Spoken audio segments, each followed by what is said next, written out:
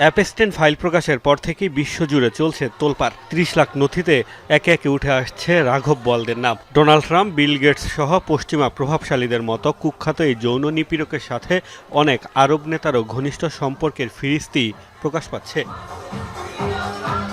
মার্কিন বিচার বিভাগের প্রকাশিত বিপুল সংখ্যক নথিতে উল্লেখ রয়েছে দুবাই ভিত্তিক লজিস্টিক গ্রুপ ডিপি ওয়ার্ল্ডের প্রধান নির্বাহী সুলতান আহমেদ বিন সুলাইমের নাম। সংযুক্ত আরব আমিরাতের শাসক পরিবারের ঘনিষ্ঠ এই সুলতান আহমেদের ছিল অ্যাপস্টেনের সাথে দহরম মহরম সম্পর্ক।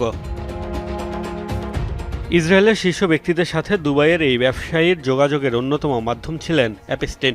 তার মাধ্যমেই সাবেক ইসরায়েলি প্রধানমন্ত্রী এহুদ বারাকের সাথে যোগাযোগ হয় আহমেদ বিন সুলাইমের। সেই সম্পর্কের মাধ্যমেই ইসরায়েলের সাথে বিতর্কিত আব্রাহাম অ্যাকর্ড চুক্তিতে সম্মত হয় সংযুক্ত আরব আমিরাত।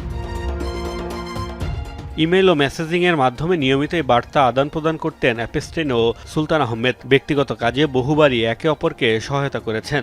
এতটাই ঘনিষ্ঠ ছিল তাদের সম্পর্ক, শেয়ার করতেন পর্ন সাইটও। এমনকি একাধিকবার নারী ধর্ষণের মতো জঘন্যতম ইস্যুতেও আলোচনা করতে দেখা যায় দুজনকে। অ্যাপস্টেনকে বিভিন্ন সময় ডিপি ওয়ার্ল্ডকে সুযোগ সুবিধা পাইয়ে দেওয়া সহ নানা সহযোগিতা করতে দেখা গেছে।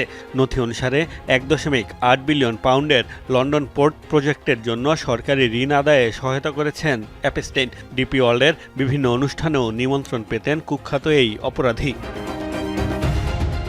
দুবাইয়ের প্রভাবশালী রাজনৈতিক ও ব্যবসায়িক সুলাইম পরিবারের সন্তান ডিপি ওয়ার্ল্ডের সিইও সুলতান আহমেদ। তার বাবা দুবাইয়ের শাসক পরিবারের গুরুত্বপূর্ণ উপদেষ্টা ছিলেন।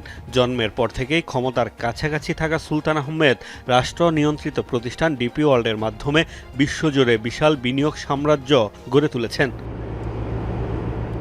ডিপি ওয়ার্ল্ড সম্প্রতি বাংলাদেশের চট্টগ্রাম বন্দরের নিউমুরিং টার্মিনাল পরিচালনায় অন্তর্বর্তী সরকারের সাথে চুক্তি করেছে। এমনিতেই নানা অনিয়মের অভিযোগে অনেক দেশেই বিতর্কিত ডিপি ওয়ার্ল্ড। বেশ কয়েকটি দেশ চুক্তির পর তা বাতিলও করেছে।